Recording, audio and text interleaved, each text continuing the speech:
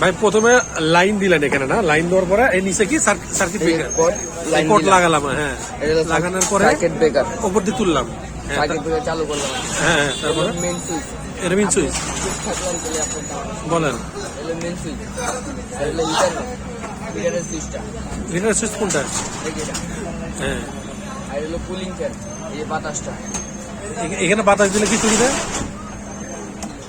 বাতাসটা হলে আপনার এই যে ভিতরে যে মেশিন পত্রগুলো আছে লোয়ার প্রিমিয়াম গুলা, হ্যাঁ এটা কাজ শেষের পরে হিটারের সুইচটা বন্ধ থাকবে আর কুলিং ফ্যানটা চালু থাকবে। ও চালু করলেন, কুলিং ফ্যানের সুইচটা বন্ধ থাকবে, সবসময় বন্ধ থাকবে, সবসময় বন্ধ থাকবে না, কাজ শেষের পরে।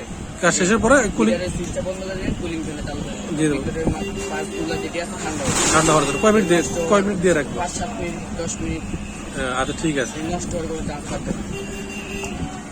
এখন বন্ধ, হ্যাঁ হিটারের সুইচটা চালু। হিটার কত দেবে? 400 থাকবে? না, এদিকে দেওয়া আছে 230, হ্যাঁ আপনি 200 দিতে পারেন। মাইনাস কোনটা প্লাস কোনটা? এই যে এটার প্লাস প্লাস, এটা কম করবে। এটা তিনটা আলাদা আলাদা দেওয়া আছে। বুঝতে পারছি। প্লাস 200 দেওয়া আছে।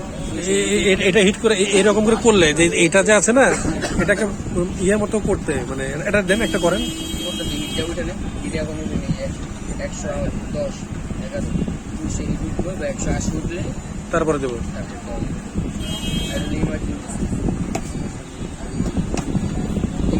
যে কোনো কাজ আপনি বন্ধ করে দেবো। গেলেন বা ফোনে কথা বললেন, ইমার্জেন্সি দিয়ে দিলেন, আর যে মেন এটা দিয়ে দেন হিট চলে যাবে, আবার 5 মিনিট হিট দিতে হবে, যার কারণে ইমার্জেন্সি সুইচটা দেওয়া হবে।